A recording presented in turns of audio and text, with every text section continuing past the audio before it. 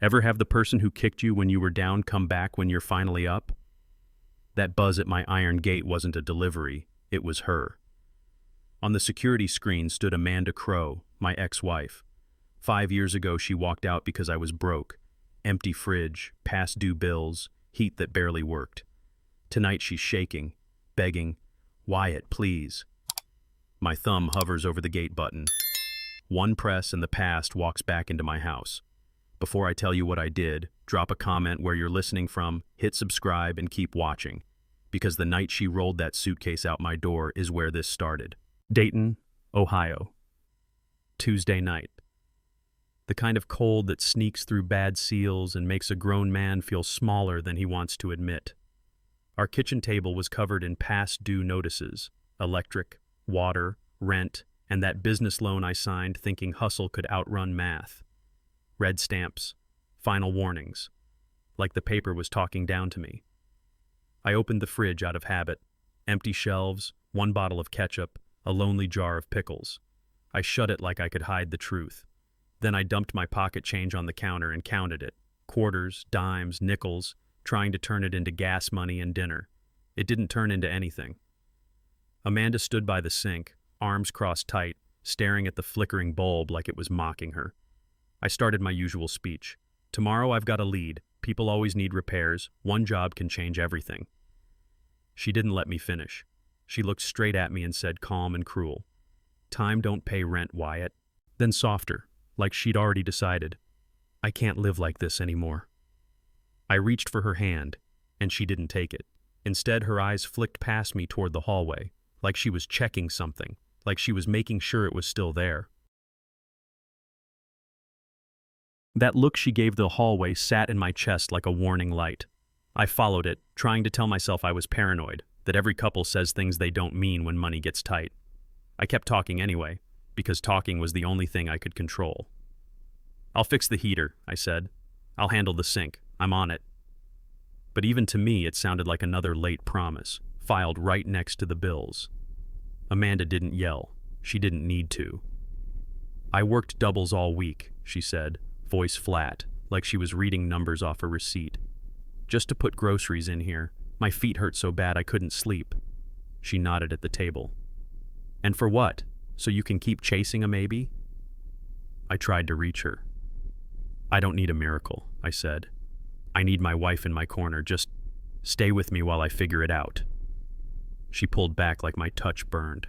That flinch hit harder than any slap.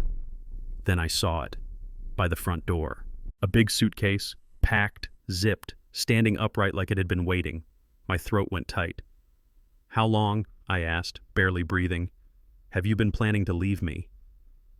The suitcase made the room feel smaller, like the walls leaned in just to hear what she'd say next. I stared at it, then at Amanda, trying to catch her eyes. She wouldn't give me that. Her face was set, like she'd already walked out in her head and her body was just finishing the job. "How long?" I asked again. My voice came out rough. "How long have you been planning this?" She didn't answer. She just stepped toward the door, fingers resting on the knob like it was familiar comfort. That's when it hit me.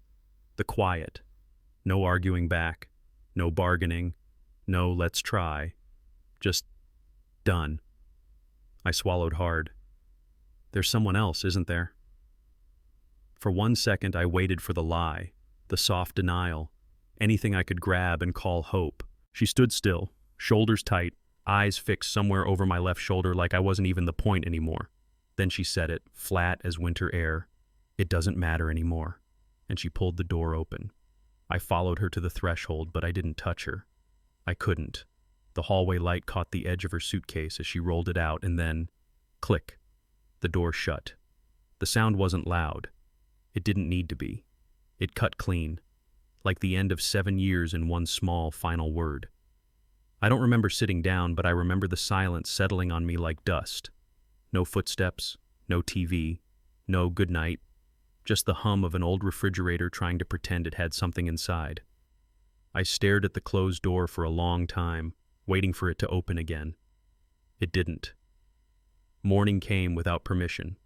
Sunlight through thin curtains, and the kind of quiet that feels personal. No smell of coffee, no shower running, no hairdryer whining in the bathroom. I walked to the closet like a man checking a wound he already knows is bleeding. Her side was empty, hangers spaced out like missing teeth. In the bathroom, her toothbrush was gone. So were the lotions that used to crowd the sink. Even her chipped mug, the one I dropped last Christmas and she still used, was missing from the cabinet. That's what hurt. Not the expensive stuff, the small stuff. The proof she'd been peeling herself out of my life for weeks. I stood there a moment, then went to the kitchen. My wedding band caught the light as I reached for my keys. I slid it off and set it on the table, heavy for something so small. My phone vibrated. A text from Mike O'Connor. "Job 9 a.m., you coming?" I looked at the ring one last time and walked out like I was leaving a piece of myself behind. I showed up to the job site like nothing happened, because that's what men do when the ground drops out. You don't fall. You keep moving. I worked like a machine, measure, cut, nail, repeat, because if my hands stayed busy, my mind couldn't replay her suitcase rolling across the floor. Mike O'Connor watched me for an hour, then said, "You look like hell, brother." I kept my eyes on the studs. She's gone. He didn't pity me. He just nodded once, the way a good man does when words would cheapen it. At lunch, I chewed a sandwich and tasted cardboard. My stomach was empty, but my chest was worse. I forced it down because hunger doesn't care about heartbreak. Night fell. I dragged myself back to the duplex, keys heavy in my fist. Before I could step inside, a knock landed on the doorframe. Mr. Gaines, the landlord, stood there with his rent face on. "Rent's 5 days late," he said. "I'll have it Friday," I started. He exhaled, almost kind. "Your wife came by earlier. Dropped off her key today." After he left, I stood in the doorway like my body forgot how to live in my own place. The silence inside was loud. I should have gone to bed, shut my eyes, let morning come. But my hand reached for my phone the way it reaches for a bruise, just to prove it hurts. Instagram. Amanda's name. Search. Tap. Her newest post loaded and my throat tightened. White tablecloths, soft light, a restaurant that smelled like money even through a screen. Amanda wore a dress I'd never bought. Clean lines, expensive fabric, the kind of I'm fine outfit. And beside her was Robert Thorne, real estate developer, gray suit, confident grin. His arm rested on her shoulder like it had always been there. Caption, "New beginnings." 2 words, and everything clicked into place. She didn't leave because life got hard. She left because I wasn't winning, because my struggle embarrassed her, because she wanted security, and I looked like a bad bet. My finger hovered over the message button. I could have begged. I could have asked why. Instead, I stared longer, because I could feel a new man forming in that quiet anger, and I wasn't sure what he was going to do next. I stared at that "New Beginnings" caption until my jaw ached from clenching. My thumb was still hovering over the message button, like one sad sentence could fix what she'd already decided. Then I felt something cold settle in my chest. Not hate, just clarity. I deleted the app, right there, like slamming a door before it could swing back and trap me again. The duplex was quiet enough to hear the fridge hum. I looked around at the empty chair, the empty counter space where her mug used to sit, and I said it out loud, because silence was starting to feel like it owned me. "If money is what you respect," I whispered, "then fine." The next morning, I drove to a pawn shop with my wedding band in my pocket. The same ring I swore meant forever. I slid it across the glass like it was just metal. The guy behind the counter didn't look up long. He named a number that made my stomach turn. I took it anyway. Payroll was due. My guys deserved their checks. Walking out, I felt ashamed. But I didn't beg anyone. I just clenched that cash and made myself a promise. I'm going to build something you can't ignore. And I knew exactly who I had to see next. Mike's garage sat behind his place like a last resort. Oil-stained concrete, busted tools stacked in corners, the smell of grease and old coffee hanging in the air. It fit my life perfectly. When I walked in, he was hunched over a saw motor, hands black, face tired. He glanced up. "You look worse," he said. "I'm not here for a pep talk." I set a folder on his workbench and opened it like I was cutting into my own pride. I've been thinking. Construction's feast or famine. I'm done begging for jobs that don't pay on time. Mike wiped his hands on a rag. So what? Another big plan? Restoration, I said. Water and fire damage. Fire. Floods, house fires, smoke cleanup, insurance money, steady work. People don't wait until next month when their house is ruined. He stared at the pages, then at me. Wyatt, you just got left. You're broke. This is crazy. Yeah, I said, voice low. But crazy is better than sinking. Mike held my gaze for a long beat. Then he exhaled like he was stepping off a ledge. I'm in. And for the first time since that door clicked shut, I felt my lungs fill all the way. By Friday, we had a name on paper, Ace Restore, and nothing else. No office, no fancy equipment, just my beat-up truck, Mike's tools, and a couple fans we borrowed from a guy who still owed Mike $50. Our first call came from a woman named Mrs. Henderson. Her kitchen floor was under 2 inches of brown water, cabinets swelling like bruises. The contractor she hired took her deposit and vanished. When we pulled up, she was standing on a chair in rubber boots, crying and angry at the same time. Mike and I worked 12 straight hours, pumping, ripping out soggy drywall, hauling trash in the rain. My hands split open around the nails, blood mixing with dirty water. Around dusk, Mrs. Henderson stared at the invoice like it was written in another language. I could see the fear, same fear I had every time the landlord knocked. I kept my voice calm. Ma'am, we'll make it right. Pay what you can today. We'll work out the rest. She looked at the wrecked kitchen, then at us. Finally, she nodded once and handed me a check. It wasn't much, but it meant the company lived until Monday. Monday came and the phone stayed quiet. When it did ring, it was bargain hunters asking if we could do it cheaper, like cleanup after a flood was a yard sale. Every dollar felt like a fist fight. Mike and I burned through gas chasing leads across Dayton. We'd finish a job, wipe our hands, and wait for the next call that didn't come. We should rename this place Barely Restore, Mike said one night while we counted the day's cash on the tailgate. Barely enough to cover tomorrow. I tried to scowl, but a laugh slipped out, small and rusty, the first real sound I'd made in weeks. For half a second, it felt like air. Then I went back to the duplex to grab mail and a shower. A bright orange notice was taped to my door. Final warning, past due, pay by Friday or vacate. The word eviction hit like a punch. I tore the paper down and crushed it in my fist until it was just a ball of rage. Standing there in that hallway, I understood something simple. This place wasn't home anymore. It was an anchor. I pulled out my phone and called Mike. Mike picked up on the second ring. I didn't even say hello. They're gonna throw me out Friday, I said. My voice sounded calm, which scared me more than panic. Mike was quiet for a beat. Then he said it like it was nothing. Move into the truck. I laughed once, dry, embarrassed. Man, I'm 40. I'm not living in a truck. Wyatt, he said, steady, you're not living anywhere right now. You're bleeding money to look normal. He exhaled. Sleep in the truck for a while. Save rent. Put it into the business. Get your head above water. I wanted to argue. Pride tried to stand up. Reality sat it back down. That night we parked behind his garage. The cab smelled like tools and old coffee. I laid out a sleeping bag across the seat, my knees pressed into the dashboard. Rain started around midnight, tapping the windshield like a slow countdown. My stomach growled loud enough to be heard over the wipers. I stared at the roofliner and told myself the truth. A man's got to do what a man's got to do. This wasn't rock bottom. This was the foundation. And in the morning, I went back to the duplex for my mail. The next morning, I drove to the duplex like I was visiting a place that used to be mine. The hallway smelled like stale carpet and cheap detergent. My door still had the faint outline where that orange warning notice had been. I unlocked it, stepped inside, and didn't linger. I wasn't there to remember. I was there to grab the mail and get out. On the counter sat a certified envelope with my name printed clean and cold. County seal. My stomach dropped before my hands even touched it. I knew what it was the way you know thunder is coming before you hear it. Divorce papers. I opened it anyway. The pages felt heavier than paper should. Legal words, boxes, dates, and there, her signature.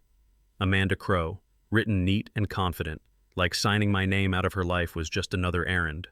I sat on the front steps with the packet in my lap and read every line like I was swallowing glass. Irreconcilable differences. Simple. Safe. Final. The worst part wasn't the paperwork. It was the certainty. She wasn't angry. She was finished. I pulled out my phone and called Mike.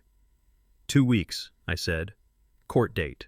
And as soon as I hung up, I pictured the moment I'd have to see her again. 2 weeks later, I sat on a hard wooden bench outside the courtroom, hands clasped like I could hold myself together by force. The hallway smelled like floor cleaner and old stress. People whispered, papers rustled, heels clicked, every sound too sharp. I kept staring at the double doors, telling myself I didn't care how she showed up, telling myself it wouldn't matter. Then Amanda walked in. She looked put together. Hair done, clean makeup, a navy dress that probably cost more than my last month's rent. She didn't look nervous. She looked like she belonged in a place with marble floors and quiet authority. I glanced down at my cleanest work shirt and felt the gap between us like a physical thing. Calluses on my hands, dust under my nails, a man who'd been sleeping in a truck. We sat across from each other without speaking. No tears, no apology, just distance. When we were called in, Judge Raymond Holt flipped through our file like it was Tuesday paperwork. He didn't look up much. Then he said it, cold, official. The court notes emotional involvement with another party prior to separation. My ears burned, my chest tightened. Betrayal, spoken out loud in public. And Amanda's face didn't change at all. The judge didn't pause for feelings. He moved like a man who'd watched too many lives crack to be impressed by ours. No children, he said. Minimal shared assets. Then he laid it out with the calm of someone reading a grocery list. Amanda keeps the car, household items, her accounts. I keep my contractor's license, the truck, the tools, and most of the debt. I wanted to laugh, not because it was funny, because it was so clean, so simple, like 7 years could be reduced to who gets the plates and who gets the payments. My jaw ached from clenching, but I kept my face straight. A man learns quick. The court doesn't care about pride. He asked, "Do both parties understand and accept these terms?" Amanda's voice came out soft, almost polite. "Yes, Your Honor."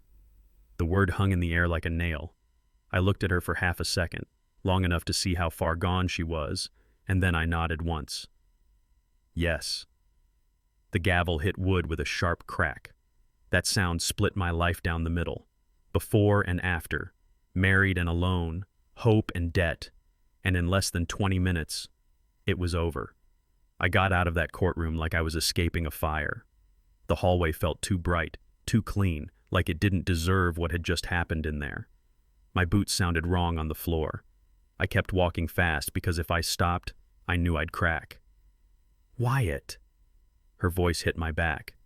I didn't turn right away. I didn't want to give her the satisfaction of seeing anything on my face. Then I faced her. Amanda stood a few feet away, hands folded like she was practicing for sympathy. "I'm sorry," she said. And for a heartbeat, my chest flinched. Old habits, old hope.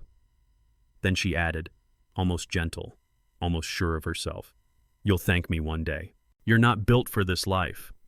There it was, not love, not regret, a verdict. I looked her dead in the eye. "I won't owe you for leaving." My voice stayed low, steady. "Don't turn my pain into your life lesson." Her mouth opened like she wanted to argue. I didn't give her room. "I'm built for better," I said, and turned away. Outside, the sun was too normal. I got in my truck, gripped the wheel until my knuckles went white, and drove straight to the job site. The job site was a flooded basement on the edge of town, mud everywhere, a pump sitting dead in the water like it gave up before we did. The air smelled like damp drywall and cheap regret. It was perfect. Work doesn't ask you to explain your feelings. Mike was already there wrestling with a hose line. He looked up when my truck rolled in. He didn't ask how court went. He didn't say, "I'm sorry." He just gave me a look that said, "I'm here." That was enough. I grabbed my tools and waded in. We worked until my shoulders burned and my hands shook from exhaustion, pulling soaked insulation, dragging debris, getting the pump running again by sheer stubbornness. I didn't talk much. Every time my mind tried to replay Amanda's voice, "You'll thank me," I drove a little harder on the work. By nightfall, we sat under a harsh work light on folding chairs, eating canned soup warmed on a small burner. The metal spoon scraped the can. That sound, that quiet, felt honest. Mike finally asked, "What now?" I stared into the empty can like it held an answer. Then I said it, slow and certain. "Now we build." And I meant it, because tomorrow wasn't about surviving anymore. It was about taking back ground. 6 months after I told Mike, "Now we build," the sky finally gave us our chance. A nasty storm rolled through and tore up half the county. Basements flooded, roofs leaking, smoke damage from overloaded wiring. Our phone didn't just ring, it blew up. Calls stacked on calls until my voicemail sounded like panic. I was ankle-deep in muddy water outside a ranch house, shouting over the rain like I'd been doing it my whole life. "Torres, run that pump line to the street, not the neighbor's yard. Matthews, get the dehumidifier inside before lunch." The words came out sharp, automatic. No more asking, no more begging, just directing. We hired 2 guys that week, then 2 more. I watched them carry equipment like it mattered, like we mattered. Mike stood next to me with a clipboard, grinning like he couldn't help it. "Look at us," he said. 6 months ago it was just you and me in that truck." I didn't smile back, not yet. My eyes were on the next call coming in, the next job, the next problem. "Not enough," I said. "We're still behind. Hire more." And the crazy part was, I wasn't surviving anymore. I was leading. Growth is loud when it's real. It's trucks backing up, wet fans humming all night, boots coming and going before the sun's even up. One morning between jobs, we sat in the warehouse we'd rented. Nothing fancy, just concrete floors and metal shelves.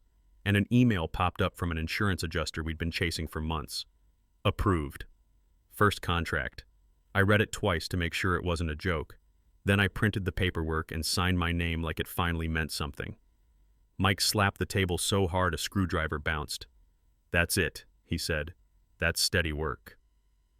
A week later, the local paper ran a small feature about storm cleanup, community stuff.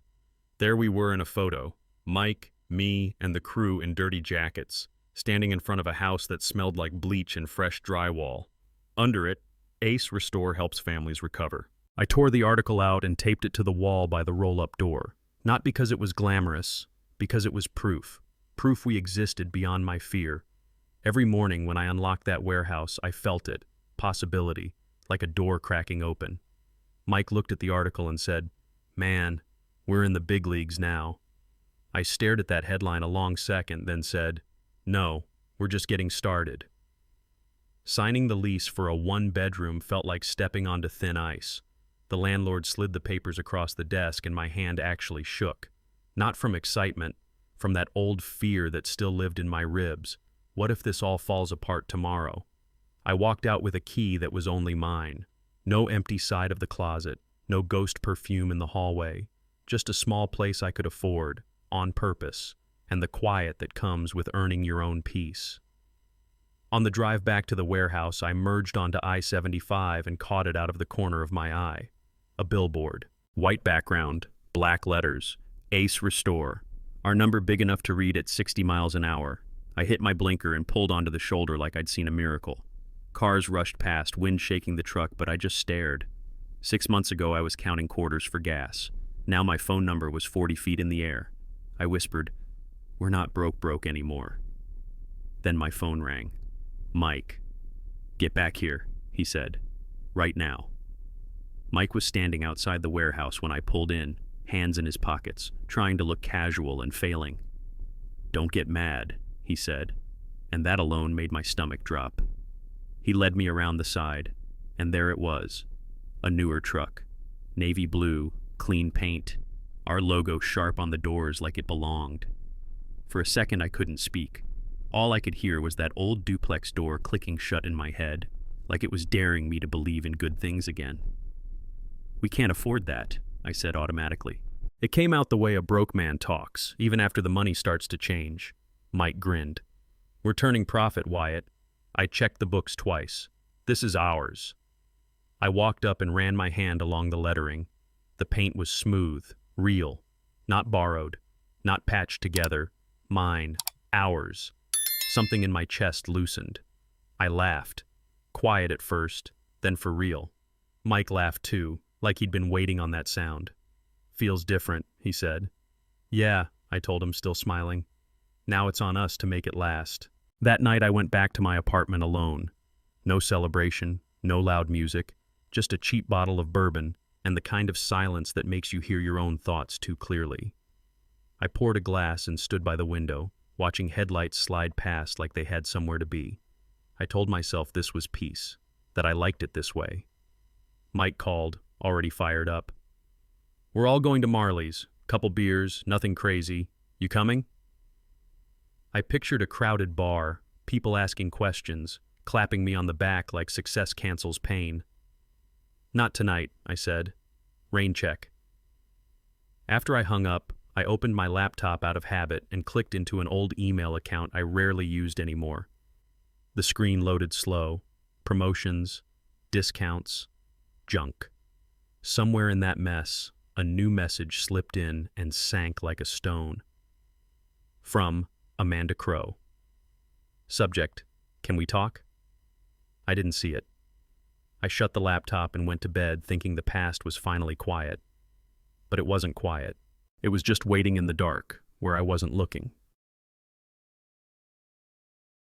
2 years later, my life looked nothing like that apartment. I sat behind a polished desk that still felt wrong under my elbows, like I was borrowing someone else's future. Our logo, Ace Restore, was mounted on the wall in brushed metal, lit clean and bright. Proof you could build a new name when your old one got dragged through the dirt. Mike paced in front of me with a folder, half smiling, half stunned. This wildfire contract changes everything, he said. State's bringing us in as primary restoration. Triple revenue overnight. I flipped through the papers, already thinking about crews, trucks, equipment, satellite offices. We'll need 40 hires, I said. Not 30. Mike laughed like I was crazy. You never slow down. I signed the last page and slid the stack back. That's when Marilyn Brooks, my assistant, stepped into the doorway holding mail. She hesitated like she wasn't sure if it belonged in this room. Sorry to interrupt, she said. These need signatures. And there's a personal letter. She placed an envelope on my desk. My eyes locked on the handwriting before my brain could catch up. I'd know that looped script anywhere. Amanda. And suddenly the air in my office felt colder than it should have. I waited until Marilyn was gone, then slid the envelope out from under the contracts like it was something dirty. The paper was thick. The handwriting was the same. Rounded, careful, like she wanted to sound gentle even when she wasn't. Dear Wyatt, it started. It's been a long time. I've been following your success. I'm proud of you. Proud. The word sat wrong in my mouth, like she'd stayed and earned the right to say it. She wrote that leaving was the worst decision of her life, that she'd learned what real security was, that she missed us. She apologized in clean sentences, like apology is something you can format and mail. I read halfway down and felt my chest go numb. Not because I still loved her, because I remembered loving her, because I remembered ramen nights and still reaching for her hand anyway. My fingers tightened. I crumpled the letter slowly, deliberately, until the neat words became a tight ball of paper. No drama, no shaking, just control. Then I stood up, walked to the trash can by my desk, and dropped it in like it weighed nothing. That was my answer. Not a conversation, not a second chance, a boundary. And for the first time, I didn't feel angry. I felt clear. That night I should have gone home. I should have let the letter die in the trash where it belonged. But old habits don't disappear just because you're doing better. I sat alone in my office and scrolled through local news on my laptop, half working, half drifting. A society page photo caught my eye. Charity gala, bright smiles, champagne lighting. And there she was, Amanda. Blue gown, camera ready, standing beside Robert Thorne like a matched set. The caption called them business partners and close friends. I let out a short laugh. Figures. Not because it surprised me, because it proved the pattern. She didn't chase love. She chased comfort. She chased whatever looked safe from the outside. And now she was writing me letters about regret like she'd discovered loyalty late and wanted credit for it. I closed the laptop and leaned back, staring at our logo glowing on the wall. Ace Restore, clean metal, steady light. For years I thought money was the finish line. Turns out it wasn't the goal. It was evidence. Evidence I was right to keep going when nobody clapped.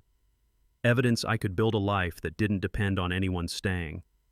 And the quiet truth hit me hard. I didn't win because I got rich. I won because I no longer needed her. 5 years later, my mornings didn't start in a duplex with a flickering bulb. They started behind an iron gate outside Columbus, with cameras watching the driveway and ocean quiet air that still didn't feel earned some days. The house was big, sure, but what mattered to me was simpler. The heat worked, the fridge was full, and nobody could knock on my door and threaten to take it all. I walked the property the way I used to walk job sites, checking stonework, sprinkler heads, outdoor lights. Same habit, different stakes. Mike was at my kitchen island, stealing food like he owned the place, flipping through payroll numbers on his laptop. He looked up and smirked. "You ever gonna go on a date again?" I didn't even pretend to think about it. "I'm busy." Mike chewed, then pointed his sandwich at me. "You're not busy, Wyatt. You've got managers, you've got crews, you've got time." I shrugged like it didn't land, like it didn't matter. Mike leaned back and said the quiet part out loud. "You're scared." The word hit clean, not an insult, a mirror. And for a second I couldn't find a joke big enough to hide behind. That afternoon I tried to work it off. Emails, estimates, project timelines. The kind of busy that looks productive but really just keeps you from sitting still. Mike's "you're scared" kept circling in my head like a hawk. Then my phone buzzed. Unknown number. I almost ignored it. Vendor, spam, somebody wanting a discount. But the message was short, and it stole the air from my lungs anyway. "Wyatt, it's Amanda. Please don't hang up." I stared at the screen until my eyes went dry. 5 years collapsed into 5 seconds. Empty fridge, past due bills, her suitcase wheels on the floor, the courthouse gavel. My thumb hovered, the same way it would later hover over that gate button. I could feel my heartbeat in my fingertips. I didn't reply. I didn't ask why. I didn't give her the satisfaction of seeing me react. I deleted it, just like I deleted Instagram back then. Same move, same reason. Don't feed the wound. But deleting a message doesn't delete what it wakes up. That night I lay in a king-sized bed that should have felt like victory. The ceiling was high, the sheets were clean, and sleep still wouldn't come, because my mind kept replaying one question I didn't want to answer. What does she want now? The next night, another message slipped through like a knife under the door. "I miss us." 2 seconds. 3 words. And suddenly I was back in that duplex with the flickering bulb and the heater that never held. I turned my phone off, face down on the counter, like that could shut it all out. It didn't. Memory doesn't need Wi-Fi. I saw ramen cups on the table, heard the sink drip like a clock, felt the shame of counting quarters for gas. Then her suitcase, those little wheels rolling across the floor, over and over, like my brain was stuck on the same ugly loop. I'd built a company, a house, a life big enough to impress strangers. And still, one text from Amanda could make my chest tighten like I was broke again. The next morning I sat in a meeting with Mike and the ops team, nodding at numbers I wasn't hearing. Mike explained scheduling, crew rotations, equipment orders. His words floated past me like radio static. He stopped mid-sentence and stared. "Earth to Wyatt." I blinked, tried to smile, and that's when I admitted it to myself, without saying it out loud. I wasn't done with the past. I'd just been outrunning it. That evening I stood behind the glass and looked out at my gate like it was a line drawn in iron. The driveway lights washed over the bars, clean and sharp. From inside it looked simple, open or closed, safe or not, past or present. A chill ran up my spine even though the house was warm. I told myself it was nothing, that she wouldn't show up here. She couldn't. Not after everything. Not after 5 years of silence and a courthouse gavel that made it official. I poured bourbon anyway, not to celebrate, more like to smooth the edge off my own thoughts. I put on classical music, the kind that makes a big house feel less empty. The notes filled the rooms, polite and controlled, like the life I was trying to live. I walked through the kitchen, checked emails, answered 2 calls, signed off on payroll approvals. Normal, clean, no cracks. But every few minutes my eyes drifted back to that gate, back to the cameras, back to the idea of her standing on the other side. I told myself again, quieter this time, she's not coming. And still, I left the security monitor on, just in case. 8 p.m. The house was still, the kind of still you pay for and still don't know what to do with.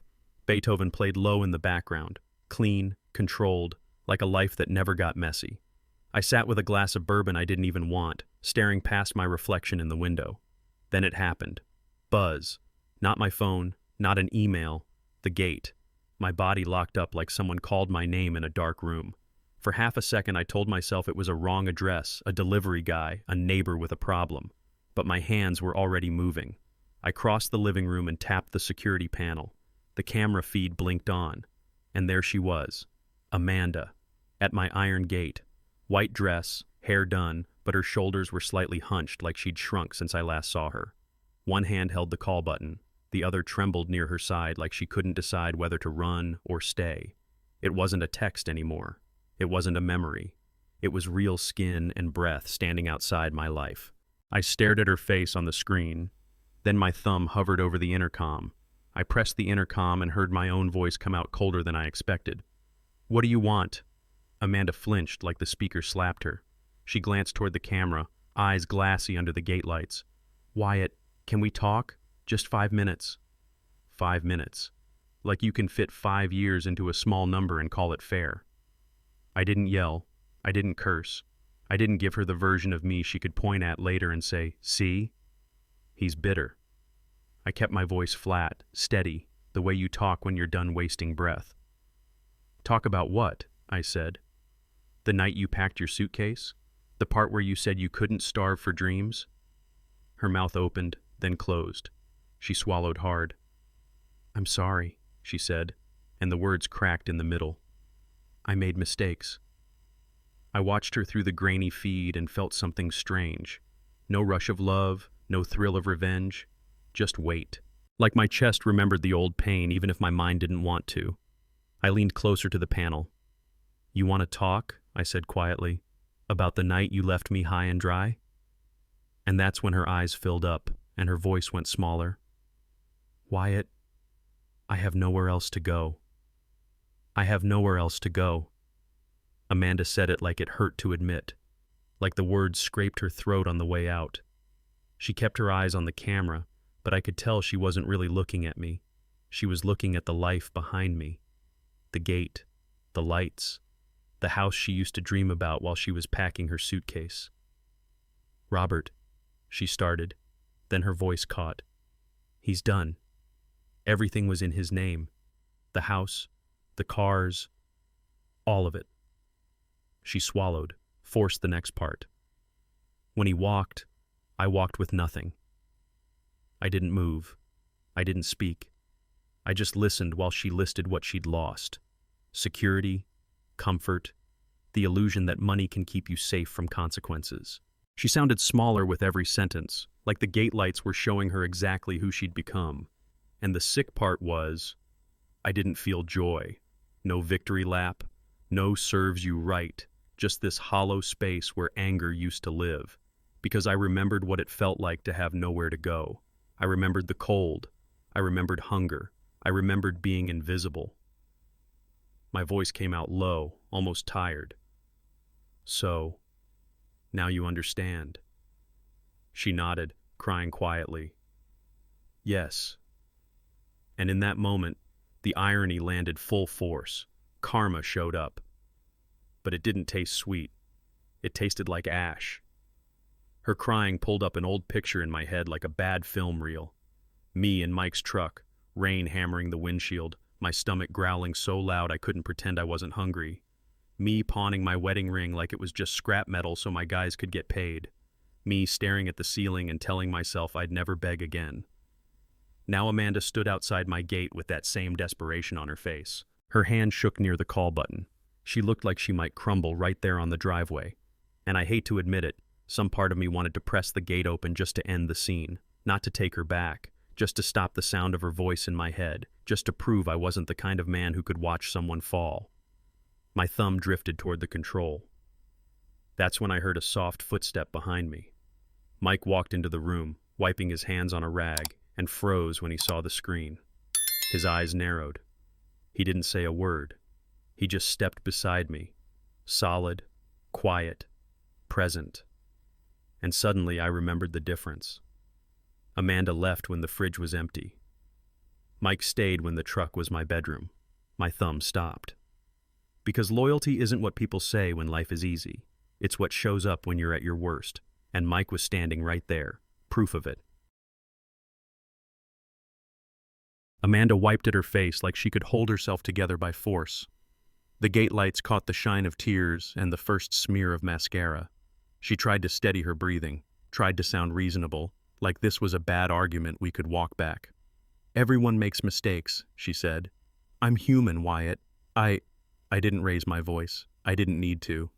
"A mistake is forgetting an anniversary," I said. "Marriage isn't a subscription you cancel when profits drop." She flinched, and I saw it. The anger underneath the apology, not at herself, at the fact that I wasn't folding. She swallowed, then changed tactics. "You're angry because you still care," she said, like she'd found the key, like my calm was proof she still mattered. That right there told me everything. She wasn't asking for forgiveness. She was trying to take my reaction and make it about her worth. I leaned closer to the screen, voice quiet and sharp. "No," I said. "I'm not angry." A beat. "I'm calm because I learned." Her face crumpled a little more. She pressed her hand against the iron bars like she could push her way into the past. "Wyatt, please." And the word please didn't sound like love. It sounded like panic. I watched her grip the gate, knuckles pale, and I felt something settle in me, heavy, clean, final. Not hatred, not revenge, just a line I wasn't crossing again. I spoke slowly, because I wanted every word to land where it belonged. "Survival taught me to keep moving," I said. "When you left, I didn't get to fall apart. I had to eat, work, pay men who depended on me. I had to stay standing." Amanda's lips trembled. She shook her head like she wanted to erase that part. "Love taught me who stays when it's ugly," I continued. "Love isn't candlelight and captions. It's showing up when the fridge is empty and the heat doesn't work. Mike showed up. You didn't." Mike stayed silent beside me. He didn't need credit. That's what made it real. "And respect," I said. "Respect taught me boundaries." I held her eyes through the camera like I was speaking to the woman she used to be and the stranger she became. "You don't get to call this love now," I said. "Not after you turned it into a transaction." Her voice broke, raw and small. "Please, just open it." My thumb rested near the button, and for the first time I didn't feel tempted. I felt ready. My hand rested on the gate control like it weighed 100 pounds. One button, one clean motion, open or close. And I hated how familiar that choice felt. Like every night in that duplex when I had to decide what kind of man I was going to be the next morning. On the camera, Amanda stepped closer until her face filled the frame, like if she got near enough, she could reach through the lens and grab the version of me she left behind. Her breath fogged the metal for a second. Her voice went thin. "Wyatt, please, just let me explain." Mike didn't say a word. He didn't need to. He stood beside me like a post in the ground, steady, loyal, the kind of presence you only notice when you've lost it before. I looked at Amanda's eyes on the screen and felt that old ache flicker, then pass. Not love, not hate, just the memory of who I used to be. I leaned into the intercom. My voice came out quiet, even. "Goodbye, Amanda." She shook her head hard, like denial could change the past. "No, Wyatt, don't." I pressed the button. In that instant, I wasn't closing a gate. I was choosing a life that didn't come with conditions. Outside, the gate motor woke up with a low, steady hum. Metal slid against metal, slow, deliberate, like the world itself refusing to rush what needed to be final. On the screen, Amanda froze for half a heartbeat, watching the bars begin to move. Then she broke. "We can start over," she cried, voice sharp with panic. "I know we can. Please, Wyatt." I didn't answer, not because I didn't have words. Because words were what we used to do when we were trying to save something that was already gone. I just watched, calm, still. Amanda stepped closer to the camera, tears cutting lines through smeared mascara. Her hand lifted, fingers stretched out toward the opening like she could catch it before it disappeared. The gap narrowed inch by inch, her face pressed into the frame, desperate and disbelieving. "Don't do this," she whispered. "Please, don't." The gate kept moving, unbothered, unpersuaded. The opening became a crack. The crack became a thin line of light. And then, nothing. The screen dimmed as the gap vanished. One last flicker of her fingertips reaching, and then the camera view settled on closed iron. No path in, no second chance. Just a hard, quiet end that finally sounded like peace. The camera feed stayed on the closed gate for a long time. No movement, no white dress, just iron bars and a clean driveway light. The kind of quiet that used to scare me. The kind that used to mean I'd been left behind. Then I realized something. This quiet wasn't empty. It was mine. I let out a breath I didn't know I'd been holding. It felt like setting down a rock I'd carried for years and never named. My shoulders dropped. My hands stopped shaking. The house didn't feel like a stage anymore. It felt like a place I could finally live inside. Mike stood next to me, still looking at the screen. He didn't celebrate. He didn't judge. He just stayed, like he always had. After a beat, he asked, soft, "You good?" I looked at the gate, then at the button, then at the space in my chest where anger used to live. "Better than good," I said, and I meant it. No performance, no bravado. Mike nodded once, then his mouth twitched. "You know what?" he said. "That gate sound? You should make it your ringtone." I stared at him. Then a laugh slipped out, small at first, then real. And it felt like my body remembered how to breathe again. Morning came gentle, aim. Sunlight spilled across the kitchen like it had nothing to apologize for. The house was quiet, but not haunted. Just calm. I made coffee and stood at the window for a minute, letting peace feel normal. Mike showed up around 9 with a folder under his arm and that same steady look that got us through the worst years. He spread blueprints across the island. "Got something," he said. "West Side Project. Affordable units. Families who got pushed out after last year's mess." I leaned in and traced the lines with my finger. Rooms, stairwells, small patios. It wasn't glamorous, but it was real. It looked like a chance to build something that mattered to people who didn't have a gate to hide behind. For the first time in a long time, the future felt clear. Not because it was easy, because it wasn't tied to anyone who could walk away when life got tight. Later, I caught sight of the gate out in the distance, the iron bars dark against the bright day, and I didn't feel fear. I didn't feel rage. I felt a simple truth settle in my bones. A boundary isn't hatred, it's peace. And choosing peace didn't make me cold, it made me free. If there's one thing I learned the hard way, it's this. Getting left when you're broke doesn't just hurt your wallet, it shows you who's real. When the fridge is empty and the heat barely works, love either shows up or it checks out. And yeah, people talk about forgiveness like it means reopening the door. For me, forgiveness was different. It wasn't letting Amanda back in. It was locking that gate without hate in my chest. No revenge, no long speeches, just a clean boundary and a quiet life on my side of it. Because under all the money and all the noise, a man still needs the same basics: to survive, to be loved, and to be respected. I found survival sleeping in a truck and still going to work. I found real love in the friend who stayed. And I found respect the moment I stopped begging for someone who only wanted me when I was winning. That night started with a buzz. It ended with the sound of a gate closing, like the soundtrack of growing up late. If this hit home, drop a comment. Where are you listening from? And subscribe. Tomorrow's story might cut even deeper.